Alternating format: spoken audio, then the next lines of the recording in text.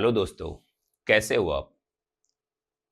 सभी को नमस्कार, सभी को राम राम। आज अपन लेकर आए हैं अपना नया टॉपिक वर्क एनर्जी पावर, कार्य ऊर्जा शक्ति। और इस यूनिट से आए हुए उन सवालों की अपन चर्चा करेंगे जो आरपीएससी ने ग्रेड फर्स्ट के एग्जाम में पूछे हैं। और हां, एक बार फिर वापस मैं वही बात बोलूंगा, ग्रेड फर्स्ट के एग्जाम में ये सवाल पूछे गए हैं, लेकिन आप सभी के लिए बहुत ज्यादा इंपॉर्टेंट है। चाहे आप नीट और जेई के स्टूडेंट हो, चाहे आप सेकंड ग्रेड के स्टूडेंट हो। और सेकंड ग्रेड के स्टूडेंट्स के लिए तो अगर मैं बोलूं तो भाई बहुत बार ऐसा हुआ है कि ग्रेड फर्स्ट के सवाल हूबहू आपके पेपर में मिले हैं, बिना तोड़ मरोड़ के सवाल आपके पेपर में आए हैं। तो आप बिल्कुल इन सवालों को बहुत ही कंसंट्रेशन के साथ देखिए और हो सके तो आप इन्हें नोट भी करिए। चलो ठीक है, अब आगे बढ़ते हैं। आओ देखो, सवाल खुद पढ़िए, स्क्रीन को रोकिए और चेक करिए कि हां इन सवालों को अपन सॉल्व कर सकते हैं या नहीं। फिर अपने उत्तर की जांच करिए। आओ मेरे साथ। सवाल है, 4 किलोग्राम द्रव्यमान का एक गट्टा किसी क्षैतिज घर्षण रहित धरातल पर 1.5 मीटर प्रति सेकंड की चाल से गतिमान है। गट्टा इसके पथ में स्थित स्प्रिंग को संपीड़ित कर रुक जाता है। यदि स्प्रिंग का बल नियतांक के बराबर 25 न्यूटन प्रति मीटर हो तो स्प्रिंग में संपीड़न क्या होगा? सवाल क्या है सुनो। सवाल कुछ ऐसा है, ये एक एम द्रव्यमान और एम की वैल्यू दे दी भैया 4 किलोग्राम।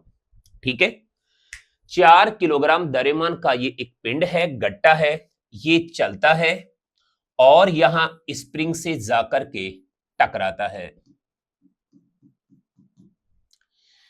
स्प्रिंग से जाके टकराता है और स्प्रिंग का बल नियतांक दे रखा है। कहता है स्प्रिंग में कितना संपीड़न होगा, कितना संकुचन होगा। ठीक, आओ देखो, ये सवाल है कंजर्वेशन ऑफ एनर्जी पर आधारित, ऊर्जा संरक्षण के नियम पर आधारित है। इस ब्लॉक की काइनेटिक एनर्जी चेंज हो जाएगी पोटेंशियल एनर्जी में, और पोटेंशियल एनर्जी किसकी? स्प्रिंग की। मतलब इस पिंड की, इस ब्लॉक की गतिज ऊर्जा स्प्रिंग में स्थितिज ऊर्जा के रूप में संचित हो जाएगी। मतलब ये यार समझो, गतिज ऊर्जा बराबर स्थितिज ऊर्जा। इस ब्लॉक की गतिज ऊर्जा 1/2 mv²। स्प्रिंग में अगर संकुचन होता है x का, x दूरी का अगर संकुचन हो रहा है तो स्प्रिंग में संचित प्रत्यास्थ स्थितिज ऊर्जा, इलास्टिक पोटेंशियल एनर्जी की जो वैल्यू होती है वो होती है 1/2 के x²। अपन से बस x की वैल्यू पूछी है। 1/2 कैंसिल, यकीन करिए x की वैल्यू आएगी m/k रूट और v। ये हमारा आंसर होगा। बस वैल्यू पुट करनी है और आंसर आ जाएगा। आओ मेरे साथ, x इक्वल टू m की वैल्यू है यहां 4 किलोग्राम, k का मान दे रखा है यहां 25 और इसका रूट, और जो वेलोसिटी है वो है 1.5। यकीन करो जब आप इसे हल करोगे, सॉल्व करोगे, ये 2/5 आएगा, ये 1.5 आएगा और सोल्व करने पर आएगा 0.6, जहां तक मैं देख पा रहा हूं बिल्कुल 0.6 मीटर। यही इसका आंसर होगा। इसका आंसर डी होगा। सोचो कितना सरल, कितना आसान। आगे बढ़ते हैं। उम्मीद करता हूं ये बात समझ में आई होगी। ये सवाल देखिए, सवाल क्या कह रहा है खुद पढ़ लीजिए। कहीं लिखने में थोड़ी ऐसे मिस्टेक हो सकती है तो मैं समझा दूंगा। आओ देखो, M1 व M2 द्रव्यमान के दो पिंडों के बीच प्रत्यास्थ टक्कर हो रही है। ये संघट का मतलब टक्कर से है, टक्कर हो रही है मतलब कोलिजन। निम्न में से कौन सा कथन असत्य है, कौन सा कथन गलत है? मान लो कि M1 गतिशील है और M2 रेस्ट में है, मतलब कोलिजन को लेकर के सवाल पूछा है, टक्कर को लेकर के ये सवाल पूछा है। टक्कर भी कैसी है? प्रत्यास्थ टक्कर है, मतलब इलास्टिक कोलिजन है। अब आओ, सवाल कुछ ये है, M1 द्रव्यमान का पिंड गति करता हुआ M2 द्रव्यमान के पिंड से, जो कि ये रेस्ट में है, इससे प्रत्यास्थ टक्कर करता है और टक्कर के बारे में अब वो कुछ जानकारी ले रहा है। इसकी वेलोसिटी आप u1 वेक्टर कहिए, इसकी वेलोसिटी अपन u2 वेक्टर कहते हैं, पर वो 0 है। अब कुछ स्टेटमेंट दे रखे हैं, क्या सही क्या गलत। स्टेटमेंट भी बहुत काम के हैं। देखो, मतलब आगे ये जो स्टेटमेंट है ना, इनसे सवाल पूछ लेगा, न्यूमेरिकल पूछ लेगा, इनसे मिलता जुलता सवाल पूछ लेगा।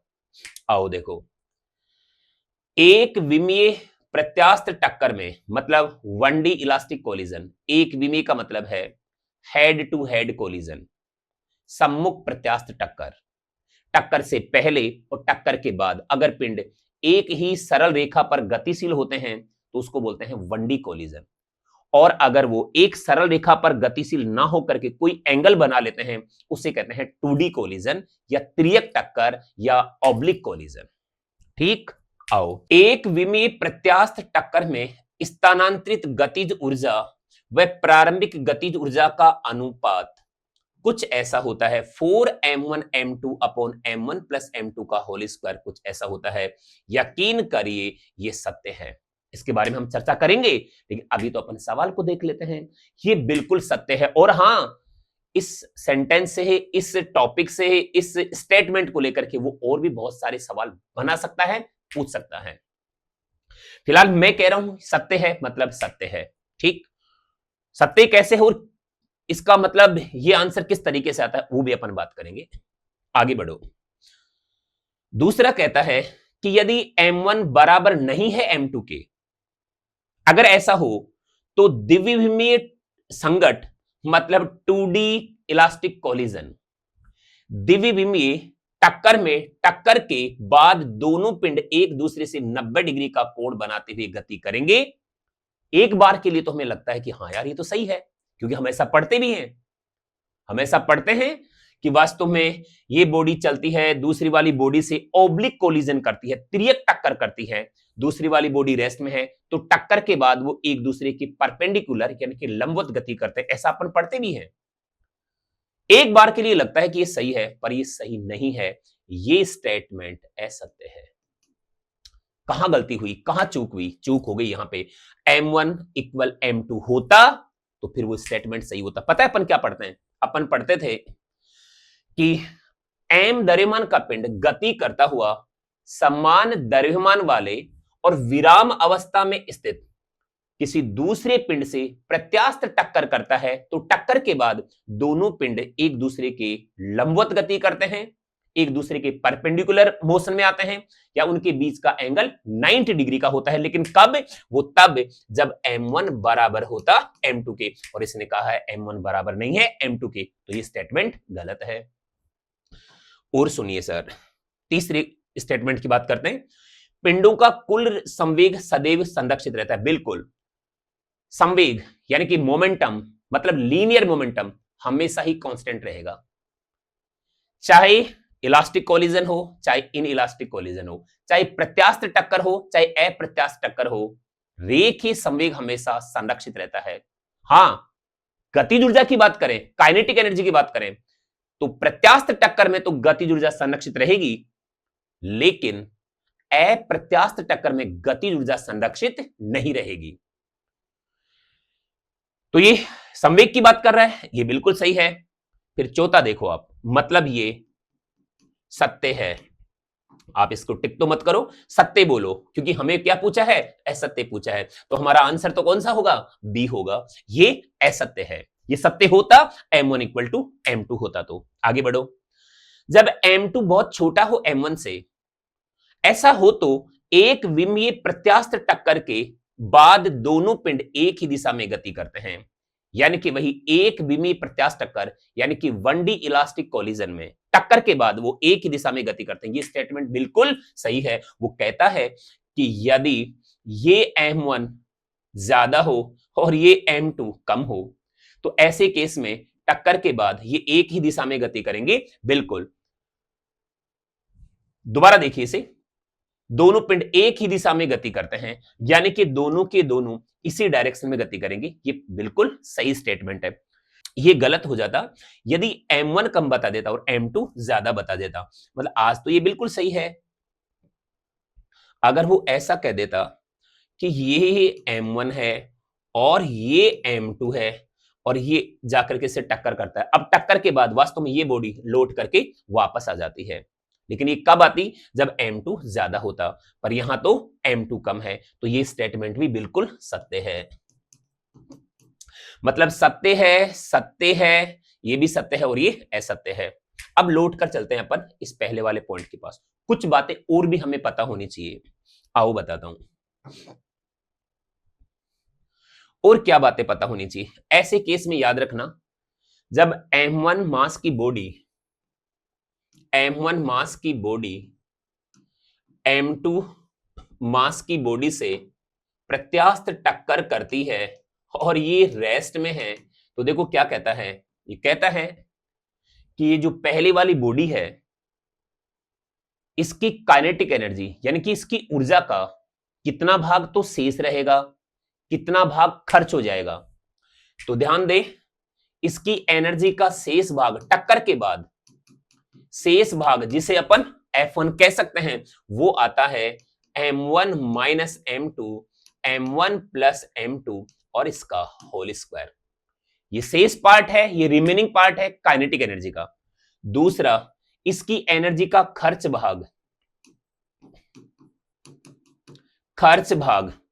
खर्च मतलब ये जितना खर्चेगा किसको दे देगा, आगे वाली बॉडी को देगा, क्योंकि टोटल काइनेटिक एनर्जी तो कांस्टेंट रहनी है 50 टक्कर में। इसके पास अगर काइनेटिक एनर्जी 100% है, तो टक्कर के बाद अगर इसके पास 40% रहती है तो 60% इसको दे देता है, क्योंकि टक्कर से पहले की टोटल काइनेटिक एनर्जी और टक्कर के बाद की टोटल काइनेटिक एनर्जी बराबर होनी चाहिए। तो पहले इसकी तो काइनेटिक एनर्जी है ही नहीं, मतलब दूसरी वाली बॉडी तो रेस्ट में है, तो काइनेटिक एनर्जी इसी की है। अब टक्कर के बाद क्या होगा, ये कुछ अपनी एनर्जी खर्च करता है, कुछ अपने पास रखता है। तो जो खर्च करता है वो कुछ पूछा जा रहा है, क्योंकि जो खर्च करेगा वही m2 को ट्रांसफर करेगा। ध्यान देने वाली बात है, तसल्ली से सुनो क्या कह रहा है। m1 द्रव्यमान की बॉडी है, चलती है, m2 द्रव्यमान की बॉडी जो कि रेस्ट में है उससे प्रत्यास्थ टक्कर करती है। प्रत्यास्थ टक्कर में टक्कर से पहले की काइनेटिक एनर्जी टक्कर के बाद की काइनेटिक एनर्जी के बराबर है। ऐसा होता है तो देखो टक्कर के बाद ये पहली वाली बॉडी अपनी काइनेटिक एनर्जी का कितना भाग लॉस कर देती है, कितना अपने पास रखती है। तो जो अपने पास रखती है वो पार्ट तो होता है ये, जो आपको याद रखना है। और कितना भाग खर्च हो जाएगा, जितना खर्च होगा उतना ही इस m2 को ये ट्रांसफर कर देगा। समझो, ये बॉडी जितनी एनर्जी खर्च करती है काइनेटिक एनर्जी, वो इसको ट्रांसफर कर देगी। तो खर्च भाग या स्थानांतरित भाग, खर्च भाग या स्थानांतरित भाग, इसे आप F2 कहिए, वास्तव में वो होता है 1 माइनस F1।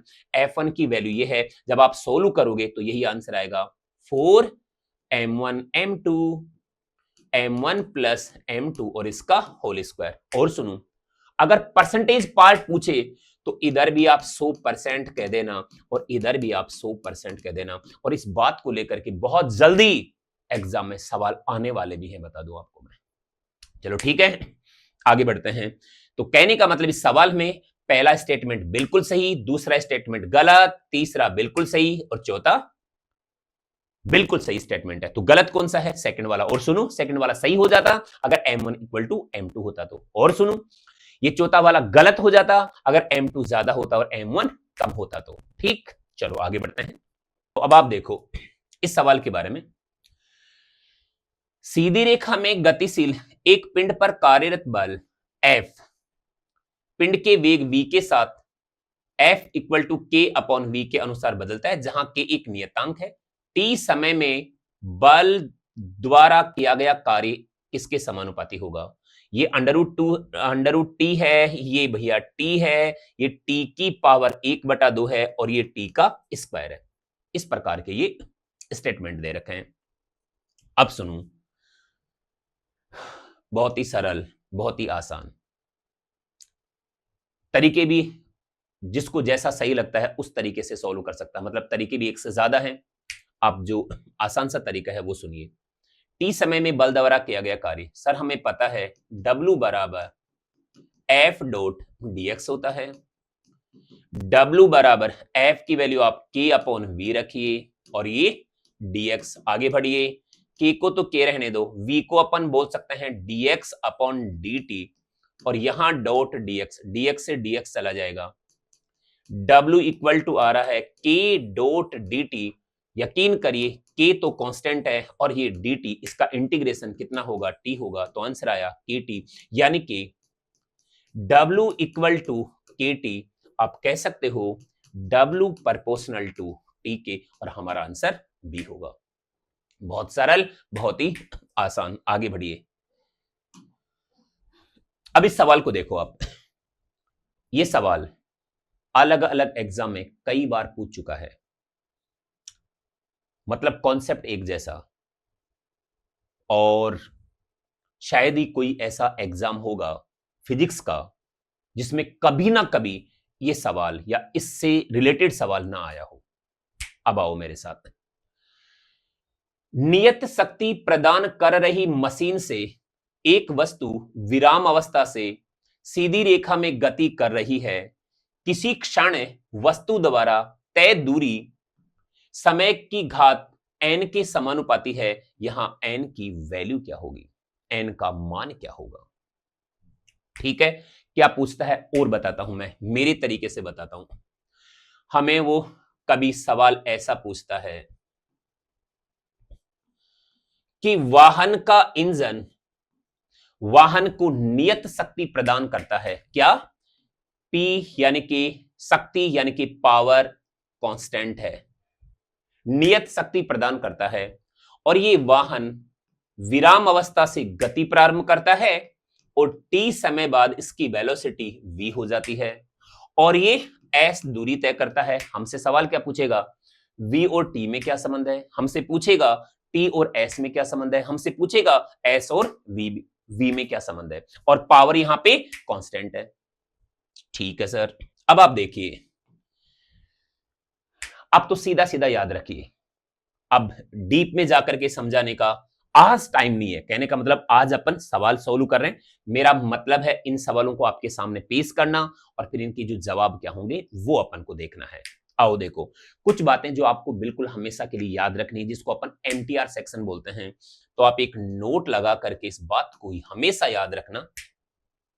नंबर 1, यहां वेलोसिटी प्रोपोर्शनल टू होता है t की पावर 1/2। यहां दूरी समानुपाती t की पावर 3/2 और यहां s प्रोपोर्शनल टू v की पावर 3। ओ भाई, इनको एमटीआर कर लीजिए, इनको रट लीजिए। आज क्या पूछा? वो कहता है कि दूरी समय की घात n के समानुपाती है। वो कहता है s समानुपाती t की पावर n, तो बताओ n का मान क्या होगा? s समानुपाती t की पावर 3/2, तो n की वैल्यू होगी 3/2। इसका आंसर b आएगा। लेकिन सर थोड़ा तो बताओ, थोड़ा तो बताओ ये कैसे आ रहा है? चलो करते हैं बात। मैं थोड़ा सा हिंट दे सकता हूं आपको। आइए सर, अगर अपन सोल्व करें तो सभी बातों का अपन जिक्र करने वाले हैं। देखो, हमें ये पता होना चाहिए कि पावर शक्ति P बराबर F डॉट V होता है। P इक्वल टू, इसे आप ma डॉट V कह दीजिए। P equal to m, a को बोलोगे आप dv अपॉन dt और आप इसे v कह दीजिए। बिल्कुल कह सकते हैं। कुछ ठीक ठाक इसको सॉल्व करने पर यकीन करिए ऐसा आ जाएगा v dot dv। v dot dv को तो यहां रखिए और इधर आएगा p अपॉन m और ये dt उधर चला जाएगा। सर इंटीग्रेशन कीजिए, v डॉट dt का v स्क्वायर बाई 2 होगा, P अपॉन m ही रहेगा और dt का t रहेगा। लिमिटेशन छोड़ो, आप तो प्रोपोर्शनल पूछा है, डायरेक्ट याद रखो, ठीक है। और वैसे भी देखा जाए तो 0 से लेकर के v है और 0 से लेकर के t है। अगर समाकलन में अपन लिमिट लेते हैं तो इस तरीके से लिख सकते हैं, कोई बात नहीं, पर ये कोई बड़ी बात नहीं है। यकीन करिए आपको मिलेगा यहां v square equal to 2p upon m और ये t। यकीन करिए v equal to 2p upon m का रूट और t की पावर 1/2, तो v प्रोपोर्शनल टू t की पावर 1/2 यही हमारा आंसर होता अगर वो वेलोसिटी टाइम में पूछता तो। लेकिन यहां तो किसमें पूछा है? डिस्टेंस और टाइम में पूछा है। आओ इसकी भी बात करते हैं। आप इसे एक बार आप देख लीजिए, इसको मैं मिटाने वाला हूं अब, और इसे याद रखिए, ये वाला फॉर्मूला हमें ध्यान रखना है। अब इसको थोड़ा सा मिटा देता हूं। सेकंड स्टेटमेंट समझो, हमें दे रखा है यार v equal to 2p upon m का रूट और t की पावर 1/2। वेलोसिटी को लिखा जा सकता है ds अपॉन dt, हम सबको पता है विस्थापन में परिवर्तन की दर वेग के बराबर 2p अपॉन m इसका रूट और t की पावर 1/2। यकीन करिए इसे कहा जा सकता है ds equal to 2p upon m इसका रूट और t की पावर 1/2 और डॉट dt। भाई साहब आप हटिए यहां से, एक बार फिर क्या करना पड़ेगा? इंटीग्रेशन, ds का इंटीग्रेशन, इसका इंटीग्रेशन। ds का तो हो जाएगा s, ये 2p अपॉन m इसका रूट, और यहां क्या होगा? समाकलन में क्या करते हैं? पावर में एक ऐड होता है, जुड़ी हुई पावर का भाग लगता है, ऐसा पढ़ते हैं अपन। सर हम तो भूल गए, t की पावर n डॉट dt, तो t की पावर n+1 अपॉन n+1, ये समाकलन इंटीग्रेशन का एक नॉर्मल फॉर्मूला है। तो सर यकीन करिए ये तो 2p अपॉन m रूट लिखा है और यहां आ जाएगा ये t की पावर 1/2 +1, और +1 आते ही कितना हो जाएगा? 3/2, इतना आप समझ सकते हो। और ये यहां भी 3/2। आगे भी सोल्व कर सकते हैं और वो पूरा का पूरा फॉर्मूला भी हमें पूछ सकता है, बता ही रहा हूं। आप इसे ये भी कह सकते हैं s इक्वल टू ये 2/3 आएगा, ये 2p अपॉन m का रूट आएगा और t की पावर 3/2 आएगा। सर इसे ये भी कह सकते हैं, थोड़ा रूट के अंदर लीजिए, यकीन करिए ये 8p, ये 9m और t की पावर 3/2 आएगा। और आज हम कह सकते हैं कि s प्रोपोर्शनल टू t की पावर 3/2 होगा और इसका आंसर 3/2 आएगा। बहुत सरल, बहुत ही आसान। और देखो, ठीक है सर ये भी मान लेते हैं, फिर एक और बताया था आपने, वो कैसे बताया? वो भी अपन ले ही सकते हैं, लेकिन वो तो इन दोनों से ही आ जाएगा। ओ भाई आओ, इन दोनों से कैसे? नंबर 1, आपको पता है यार v प्रोपोर्शनल टू t की power 1/2। Number 2, s proportional to t की पावर 3/2, प्रोपोर्शनल टू t की पावर 1/2, और ये क्यूब, ऐसा कह सकते हैं t की पावर 1/2, यानी कि वो वेलोसिटी के प्रोपोर्शनल है। तो ये कुछ इस तरीके से, तो s proportional to v cube. यकीन करता हूं कि बातें समझ में आ रही होंगी, अगर नहीं आ रही तो दोबारा वीडियो को देखो, ठीक है, बात समझ में आ जाएंगी। और अगर बात कंपटीशन एग्जाम की है और अगर हमें वहां बढ़िया स्कोर करना है तो इन बातों को आपको एमटीआर करना पड़ेगा, रटना पड़ेगा। कौन सी बातों को?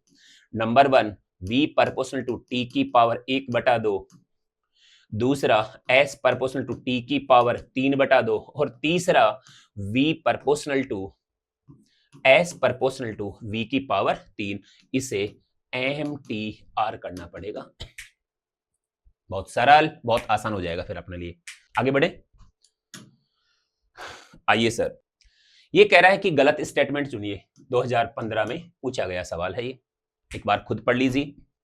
कहीं लिखा हुआ आपको समझ में नहीं आ रहा है तो मैं समझा देता हूं। देखो क्या कहता है, यांत्रिकी में, मैकेनिक्स की बात कर रहा है, यांत्रिकी में प्रत्येक बल को स्थितिज ऊर्जा से संबद्ध नहीं किया जा सकता। बिल्कुल सत्य है सर, सत्य है। क्यों?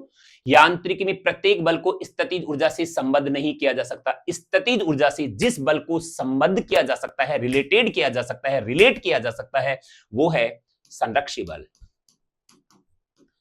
वो है संरक्षी बल। ठीक, तो संरक्षी बल को रिलेट कर सकते हैं, असंरक्षी बल को नहीं। अपन भाई परिभाषा भी लिखवाते हैं, डेफिनेशन भी लिखवाते हैं। स्थितिज ऊर्जा यानी कि पोटेंशियल एनर्जी हमेशा कंजर्वेटिव फोर्स संरक्षी बल के लिए ही परिभाषित होती है।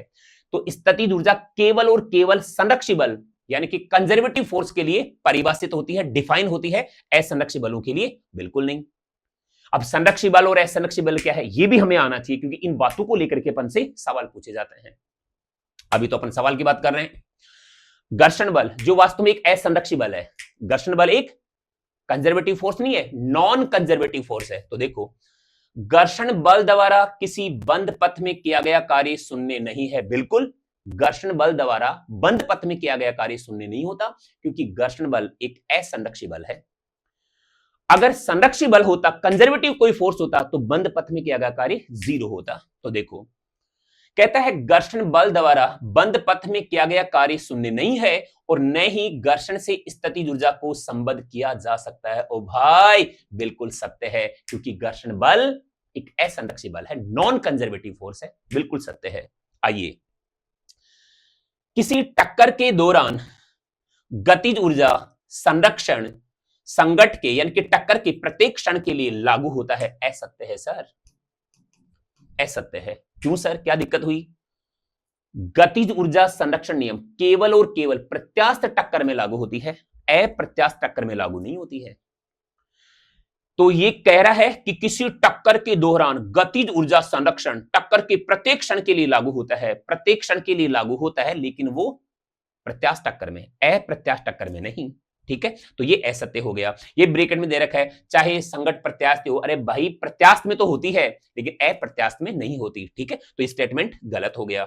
नीचे वाला देखो, टक्कर के दौरान प्रत्येक क्षण में पिंड का कुल रेखीय संवेग, इसे काट दीजिए, कुल रेखीय संवेग नियत रहता है। ये स्टेटमेंट बिल्कुल सत्य है, लेकिन हमारा आंसर नहीं है ये।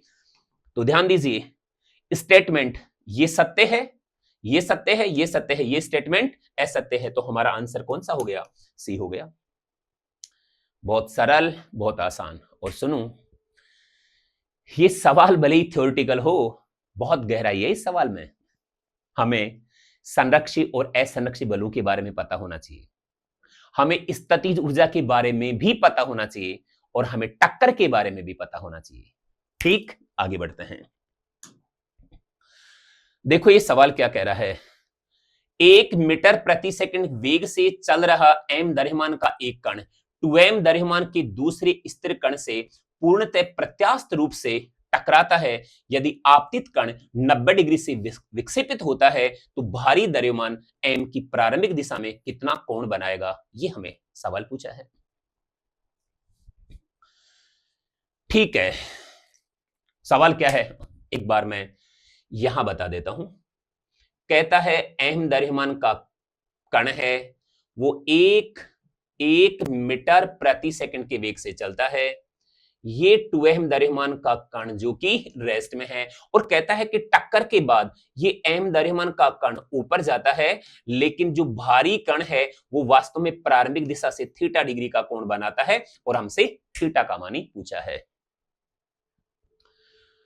आइए देखो, इस सवाल का मैं थोड़ा सा आपको हिंट देता हूं, कुछ मेहनत आपको घर से करनी पड़ेगी। आइए करते हैं बात।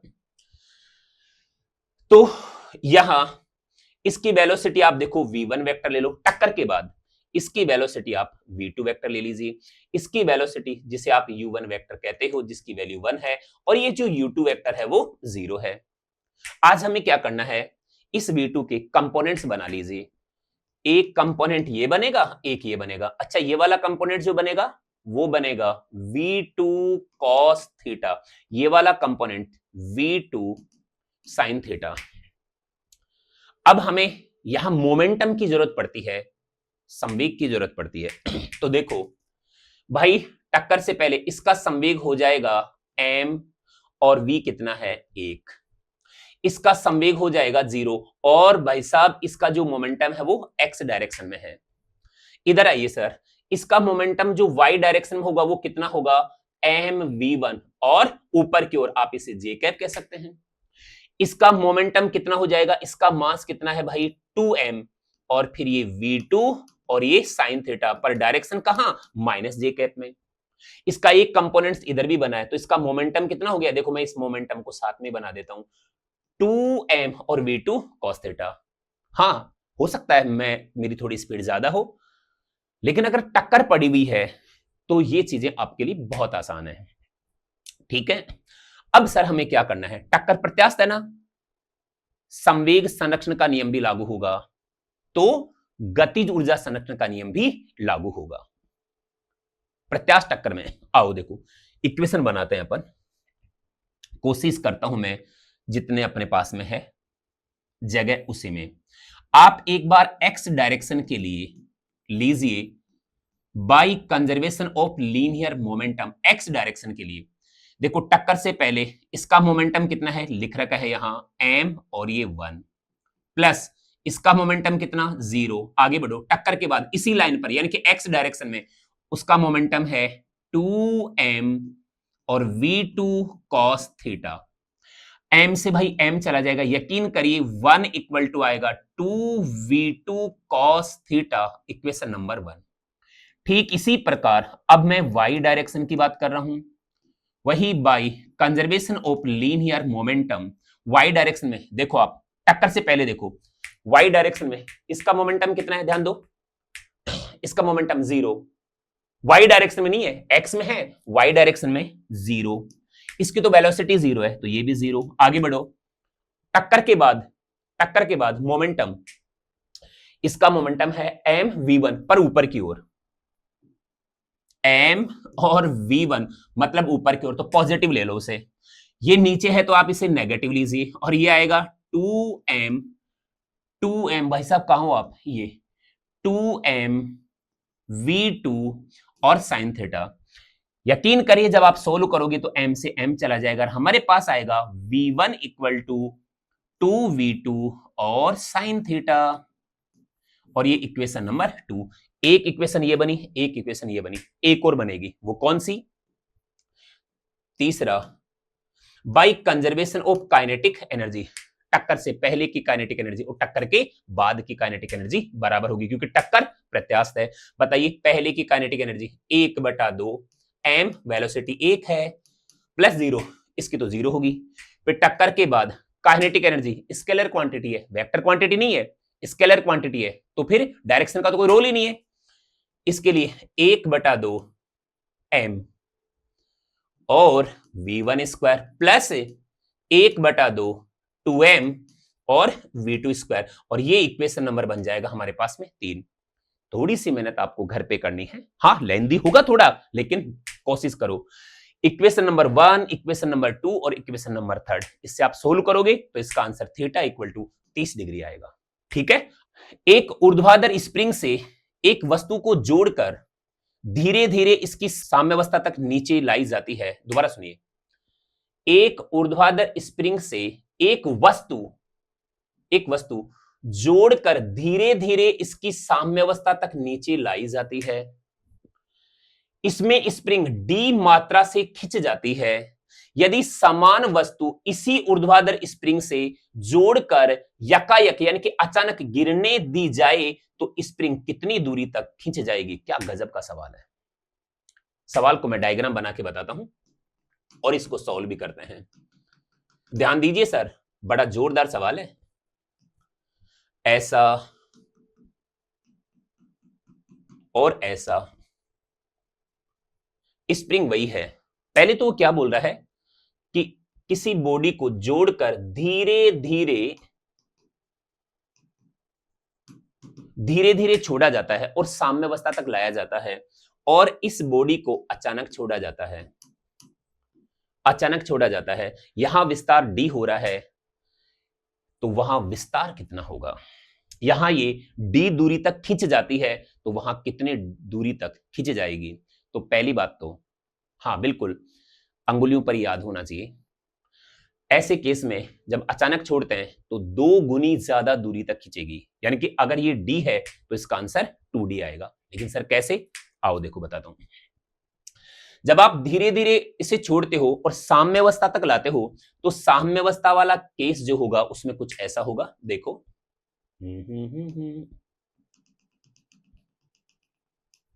वास्तव में स्प्रिंग पर या स्प्रिंग द्वारा ब्लॉक पर ऊपर की ओर लगने वाला बल जिसे अपन स्प्रिंग बल कहते हैं, उसकी वैल्यू अपन kx जानते हैं। वास्तव में ये kx किसको बैलेंस कर रहा है? इसके भार को बैलेंस कर रहा है, और भार कितना होगा? mg। तो साम्यावस्था वाले केस में, इक्विलिब्रियम कंडीशन वाले केस में, जो स्प्रिंग बल है जो ऊपर की ओर लगेगा, वो उस बॉडी के वेट यानी कि भार को बैलेंस करेगा। तो आप ये कह सकते हैं kx बराबर होगा mg के, यानी कि जो स्प्रिंग बल है ये इसके भार को बैलेंस करेगा, तो kx बराबर mg होगा और x बराबर mg अपॉन k होगा। इसी को वो क्या बोल रहा है? d बोल रहा है भाई, इक्वेशन नंबर 1। अरे x को ही d बोल रहा है, और d की वैल्यू कितनी आई? d equal to mg upon k। ऐसा है। कब? जब उसे धीरे धीरे छोड़ा जाता है और साम्यावस्था में लाया जाता है। साम्यावस्था कब आ जाएगी? जब नीचे लगने वाला mg स्प्रिंग द्वारा लगने वाले स्प्रिंग बल, जिसको अपन kx से जानते हैं कि यहां फोर्स कांस्टेंट है। अब ज्यादा थ्योरी तो मैं पढ़ा नहीं सकता, इतना हमें समझना होगा। तो ऐसे केस में जो इसमें प्रसार होगा वो कुछ mg अपॉन k होगा। सर इधर आओ। अचानक छोड़ने वाले केस में एनर्जी कंजर्वेशन लॉ अप्लाई होगा। एनर्जी कंजर्वेशन मतलब जैसे ही अचानक छोड़ते हो, मान लीजिए ये H नीचे आ गया, H नीचे आ गया, तो वास्तव में जो गुरुत्वीय स्थितिज ऊर्जा है वो स्प्रिंग की प्रत्यास्थ स्थितिज ऊर्जा में बदल जाएगी। मतलब गुरुत्वीय स्थितिज ऊर्जा mgh ये बदल जाएगी 1/2 के एक्स स्क्वायर में। 1/2 के एक्स स्क्वायर स्प्रिंग की प्रत्यास्थ स्थितिज ऊर्जा है। सर आपको सॉल्व भी करना है। और हाँ, mgh, h को अपन x बोल रहे हैं, तो आप इसमें ये कह सकते हो यहां mgx इक्वल टू 1/2 के एक्स स्क्वायर। और सुनो, क्योंकि x अपन यहां ले चुके हैं तो आप इसको थोड़ा सा डैश लगा दो, डैश लगा दो और डैश लगा दो। यकीन करो जब आप सोल्व करोगे ना, ये देखो x डैश स्क्वायर, तो ये कैंसिल हो जाएगा। तो जब आप सोल्व करोगे तो इस x डैश की वैल्यू आएगी, जहां तक मैं देख पा रहा हूं, 2mg अपॉन k। जबकि वहां x की वैल्यू, d की वैल्यू कितनी थी? mg by k। x की वैल्यू है कहां भाई साहब आप? mg upon k। और यहां जो x डैश आएगा वो है 2mg अपॉन k। कहने का मतलब इसका आंसर 2x होगा, मतलब 2d होगा। 100 बातों की एक बात, साम्यावस्था वाले केस में तो स्प्रिंग बल भार को बैलेंस करता है। अचानक छोड़ने वाले केस में एनर्जी कंजर्वेशन लॉ अप्लाई होता है, और यहां स्थितिज ऊर्जा यानी कि गुरुत्वीय स्थितिज ऊर्जा के मान में जो कमी हो रही है वो कमी स्प्रिंग की प्रत्यास्थ स्थितिज ऊर्जा में बदल जाती है। तो गुरुत्वीय स्थितिज ऊर्जा प्रत्यास्थ स्थितिज ऊर्जा में बदल रही है, मतलब mgh बराबर 1/2 के एक्स स्क्वायर आ रहा है। यहां h भी क्या है? x है। आज इसको x नहीं लिया हमने, x डैश ले लिया, क्योंकि x अपन ने इधर लिया है। तो इधर mgh इसको लिखा है mgx डैश, और 1/2 के एक्स स्क्वायर को हमने बोल दिया 1/2 के एक्स डैश स्क्वायर। और जब आप सोल्व करोगे तो यकीन करिए इसका आंसर कुछ ऐसा आएगा, और ये वाली जो डिस्टेंस है वो इस वाली डिस्टेंस से 2 गुनी होगी। ठीक है, आगे बढ़ते हैं। यकीन करता हूं ये बात। इस सवाल को देखो, ये कहता है एक स्प्रिंग को जब 2 सेंटीमीटर खींचा जाता है, 2 सेंटीमीटर खींचा जाता है, तब उसकी स्थितिज ऊर्जा u है। यदि स्प्रिंग को 10 सेंटीमीटर खींचा जाए तो उसकी स्थितिज ऊर्जा क्या होगी? एक स्प्रिंग को 2 सेंटीमीटर खींचने पर संचित ऊर्जा का मान u है। 10 सेंटीमीटर खींचा जाए तो संचित ऊर्जा का मान क्या होगा? बहुत सरल, बहुत ही आसान। वास्तव में संचित ऊर्जा की जो वैल्यू होती है, सूत्र होता है वो Q बराबर 1/2 के एक्स स्क्वायर, यानी कि U proportional to x square. चुटकियों में सवाल हो जाएगा। 2 सेंटीमीटर खींचने पर U है, तो 10 सेंटीमीटर यानी कि 5 गुना खींचने पर कितना होगा? 5 गुना खींचने पर 5 का स्क्वायर करो 25। इसका आंसर कौन सा होगा? 25। लेकिन सर इतनी जल्दी हमें तो समझ में नहीं आता। आओ मेरे साथ, मैं समझाता हूं। अगर हमें यह पता है तो सर हमें कुछ और भी पता होना चाहिए। वो क्या? u1 upon u2 equal to x1 upon x2 और इसका होल स्क्वायर। ठीक है सर, मान लेते हैं। यहां आप x1 को 2 सेंटीमीटर कहिए, आप x2 को 10 सेंटीमीटर कहिए, आप u1 को u कहिए, और u2 अपन को फाइंड करना है। तो ये u बोला, इधर u2 बोला, इधर 2 बोला, इधर 10 और इसका होल स्क्वायर। यकीन करिए 1/25 होगा और u2 इक्वल टू 25 u होगा और यही इसका आंसर होगा। बहुत सरल, बहुत आसान। चलो आगे बढ़ते हैं। 9वां सवाल देखो क्या कहता है, बहुत बढ़िया सवाल। 5 मीटर प्रति सेकंड वेग से गतिशील m द्रव्यमान का एक कण समरूप स्थिर कण से सम्मुख प्रत्यास्थ टक्कर करता है, वही हेड टू हेड कोलिजन करता है। प्रथम कण का अंतिम वेग क्या होगा? देखो सवाल क्या है, लगता है कि न्यूमेरिकल है, ये न्यूमेरिकल है ही नहीं। ये कहता है m द्रव्यमान का कण है, दूसरा भी m ही द्रव्यमान का कण है, इसकी वेलोसिटी है 5 मीटर पर सेकंड और ये है रेस्ट में। तो कहता है कि टक्कर करता है, प्रथम कण का अंतिम वेग क्या होगा, टक्कर के बाद इसका वेग क्या होगा। एक बात ध्यान रखना है, प्रत्यास्थ टक्कर में एक बात ध्यान रखना है, प्रत्यास्थ टक्कर वो भी सम्मुख प्रत्यास्थ टक्कर, मतलब हेड टू हेड कोलिजन। अगर समान द्रव्यमान के पिंड, समान द्रव्यमान के कण अगर प्रत्यास्थ टक्कर करते हैं, सम्मुख प्रत्यास्थ टक्कर करते हैं, तो टक्कर के बाद उनके वेग आपस में बदल जाते हैं। ये एक लाइन अपन को याद रखनी है। दोबारा बोलता हूं, एक समान द्रव्यमान के पिंड अगर सम्मुख प्रत्यास्थ टक्कर करते हैं तो टक्कर के बाद उनके वेग आपस में बदल जाते हैं।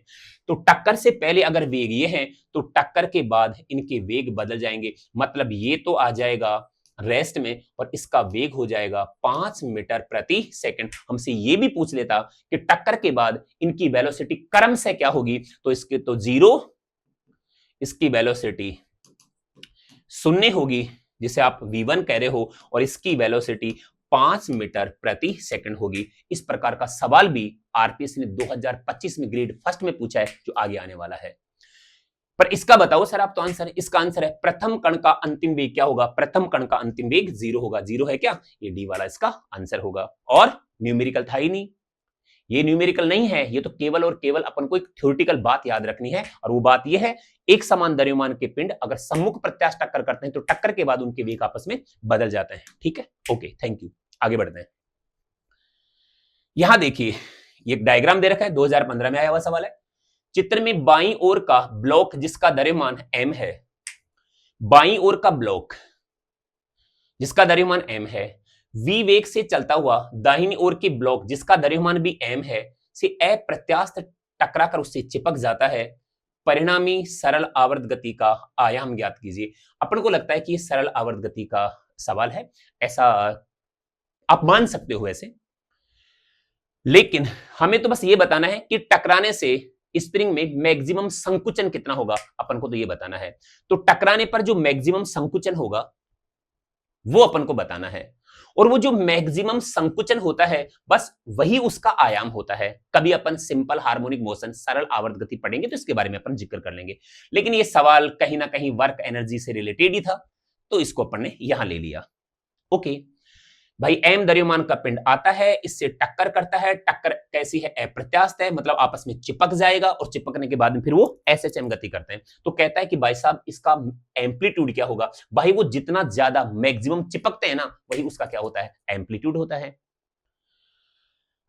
ठीक है सर, तो अब क्या करना है सुनो। पहली बात तो जब ये टक्कर करते हैं ना, तो टक्कर के बाद, चिपकने के बाद इनकी वेलोसिटी क्या होगी वो देखो। तो आओ सबसे पहले तो by conservation of linear momentum, conservation of linear momentum, चाहे टक्कर प्रत्यास्थ हो चाहे टक्कर अप्रत्यास्थ हो, ये रूल तो हमेशा अप्लाई होता है। आप ही बताइए, पहले टक्कर से पहले मोमेंटम m और v, इसका कितना है 0। अच्छा, टक्कर के बाद कितना होगा भाई साहब, दोनों का मास, और वेलोसिटी आप v डैश ले लीजिए, m से m चला गया, v डैश इक्वल टू कितना v/2, इक्वेशन नंबर 1। यानी कि टक्कर के बाद जब वो चिपक के चलते हैं ना तो उनकी वेलोसिटी कितनी होगी, v/2। और टक्कर के बाद जब वो चिपक करके चलते हैं तो स्प्रिंग को क्या करेंगे, संकुचित करेंगे, और इनकी खुद की गतिज ऊर्जा स्प्रिंग की प्रत्यास्थ स्थिति ऊर्जा में बदल जाएगी। आइए सर दूसरा स्टेटमेंट, इनकी गतिज ऊर्जा 1/2 2m और v डैश स्क्वायर, ये इक्वल हो जाएगी 1/2 के x स्क्वायर के। और एक्स की जो ज्यादा से ज्यादा वैल्यू है वही क्या है, एम्पलीट्यूड होता है, आयाम होता है। पढ़ेंगे कभी आयाम के बारे में, अभी तो इतना ही ध्यान दो। मतलब अपन से एक्स पूछ रहा है, वैसे अगर आयाम की बात करते हैं तो उसको कैपिटल ए बोलते हैं, तो अपन 1/2 के ए स्क्वायर बोल सकते हैं। बहुत सरल, बहुत ही आसान, यकीन करिए। 1/2 आ गया, ओ भाई 2m आ गया, v डैश की ये वैल्यू रखेंगे तो v²/4 आ गया, 1/2 के और ए स्क्वायर आ गया, 1/2 से 1/2 चला गया और इससे ये कैंसिल हो जाएगा भाई साहब, ये 2 आ जाएगा। मुझे ऐसा क्यों लगता है कि हाँ ए की वैल्यू जो आएगी m/k, ओ भैया के भी क्यों, 2k, देखो m आ गया, 2k आ गया, बहुत बढ़िया, इसका रूट भी हो जाएगा क्योंकि ये स्क्वायर है और वेलोसिटी भी आ जाएगी। थोड़ी सी कैलकुलेशन खुद कर लेना यार, यकीन करिए इसकी वैल्यू आएगी m/2k का रूट और velocity v, velocity v, velocity v, इसका आंसर फर्स्ट होगा। बहुत सरल, बहुत ही आसान, आगे बढ़िए। एक सवाल, 0.5 किलोग्राम द्रव्यमान का एक कण, इसकी वेलोसिटी दे रखी है, वेलोसिटी कितनी है, v इक्वल टू कोई कांस्टेंट है a, x की पावर 3/2 और ये है x कैप, वेग से रेख की गति करता है, जहां a की वैल्यू दे रखी है कितना, 5 यूनिट, जो भी है 5 यूनिट दे रखी है, और कहता है x बराबर 0 से x बराबर 2 मीटर तक इसके विस्थापन में कुल बल द्वारा किया गया कार्य क्या होगा। भाई साहब बहुत सारे तरीके इसको सोल्व करने के, बहुत सारे तरीके। एक तो तरीका होगा W equal to F dot dx, एक तो ये तरीका, और कहां से कहां तक, x1 से x2 तक।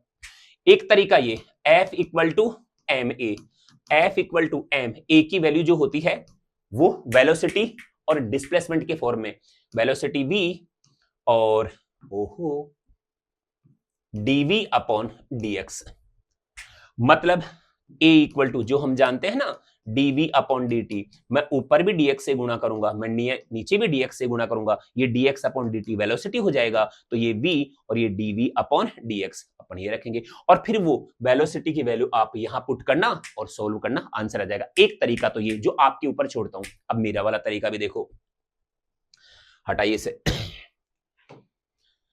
आप इसे सेकंड मेथड देखो, वो है बाय वर्क एनर्जी थ्योरम, कार्य ऊर्जा प्रमेय से किए गए कार्य का मान गतिज ऊर्जा में परिवर्तन के बराबर होता है। तो किया गया कार्य गतिज ऊर्जा में परिवर्तन के बराबर होता है, यानी कि W equal to delta kinetic energy, W equal to 1/2 m और v2 square minus v1 square. अच्छा ऐसा, बिल्कुल ऐसा। अब आइए सर, अब हमें क्या करना है यहां देखना, नंबर 1 x इक्वल टू 0 पर आप बताइए v1 कितना होगा। x इक्वल टू 0 पर ये x की वैल्यू 0 रखोगे तो वास्तव में v1 0 हो जाएगा। सेकंड देखना, x इक्वल टू 2 मीटर पर देखो v2 कितना होगा, x की वैल्यू 2 रख दो, a की वैल्यू 5 है, यकीन करो मुझे ऐसा लग रहा है कि ये भैया 5 आ जाएगा। अच्छा है, और ये 2 और 2 की पावर 3/2 होगा, पर यार हमें कहीं v2 स्क्वायर की जरूरत पड़ रही है, तो v2 स्क्वायर की बात करूंगा तो सर ये तो 25 आ जाएगा, और यहां इसका स्क्वायर करेंगे तो ये 2 की पावर 3 आएगा, यानी कि 8 हो जाएगा, 25 को गुणा करेंगे तो 200 आएगा, और ये इक्वेशन नंबर फर्स्ट। हो सकता है मेरी स्पीड ज्यादा हो, क्या फर्क पड़ता है, क्या फर्क पड़ता है, स्पीड कम करके देखना, ठीक। तो देखिए सर आप W इक्वल टू 1/2 m की वैल्यू कितनी है 0.5 kg, 0.5 मतलब 1/2, और फिर v2 स्क्वायर कितना आ गया भैया 200 और v1 स्क्वायर 0, सॉल्व करो सर, ये आ जाएगा 4 और 200 से कैंसिल करोगे तो 50 जूल इसका आंसर होगा, 50 जूल। आप इस मेथड से करो, ज्यादा आसान होगा, उस मेथड से करोगे तो भी आसान है, लेकिन थोड़ा सा टाइम लग सकता है, ठीक है। आगे बढ़ते हैं। ओ भाई 2015 में पूछा हुआ सवाल क्या कह रहा है, दो समान गेंदें प्रत्येक का द्रव्यमान 3 किलोग्राम है, एक विमीय टक्कर में प्रत्यास्थ रूप से टकराती हैं, इलास्टिक कोलिजन है। पहली गेंद 5 मीटर प्रति सेकंड के वेग से दूसरी गेंद की ओर बढ़ती है जो प्रारंभ में रेस्ट में है। टक्कर के बाद पहली गेंद और दूसरी गेंद के अंतिम वेग क्रमशः v1 और v2 हैं। पहली और दूसरी गेंद के अंतिम वेग v1 और v2 क्रमशः इनमें से क्या होंगे। सवाल आराम से पढ़ लीजिए आप, सवाल को मैं यहां समझाने की कोशिश करता हूं। वो कहता है 1 m दूसरा भी m, अरे भाई ये m1 ये m2, पर पता है क्या कह रहा है, m1 equal to m2 equal to m equal to 3 kilogram. 3 kilogram दे चाहे 30 किलोग्राम दे, कोई फर्क ना पड़े। और क्या कह रहा है, टक्कर से पहले इसकी वेलोसिटी है 5 मीटर पर सेकंड, और ये है भैया रेस्ट में। इलास्टिक कोलिजन है, 1D कोलिजन है, वो स्टेटमेंट याद करो। एक समान द्रव्यमान के दो पिंड जब सम्मुख प्रत्यास्थ टक्कर करते हैं तो टक्कर के बाद उसके वेग आपस में बदल जाते हैं, तो टक्कर के बाद इनकी वेलोसिटी आपस में चेंज हो जाती है, यानी कि ये तो रेस्ट में आ जाएगा और इसकी वेलोसिटी 5 मीटर पर सेकंड हो जाएगी।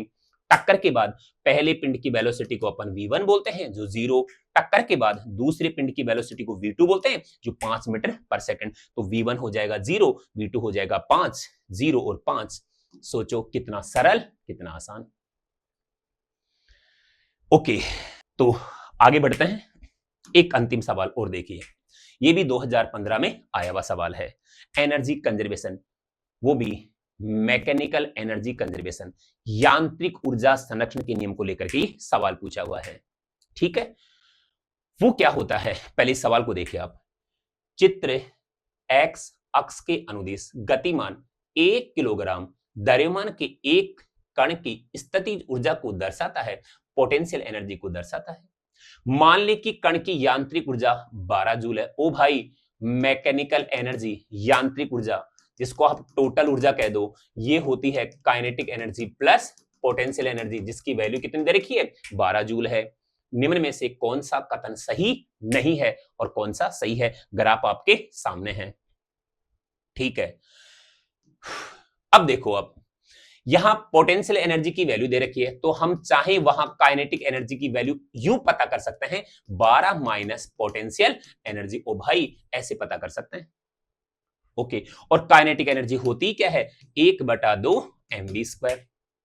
आइए सर, जहां पोटेंशियल एनर्जी मिनिमम होगी वहां काइनेटिक एनर्जी मैक्सिमम होगी। इन बातों को लेकर के ये सवाल पूछ रहा है। आओ देखो, पहला क्या करा है, गति के वर्तन बिंदु, टर्निंग पॉइंट मतलब वर्तन बिंदु 1 मीटर और 8 मीटर पर होते हैं। बिल्कुल सही स्टेटमेंट है।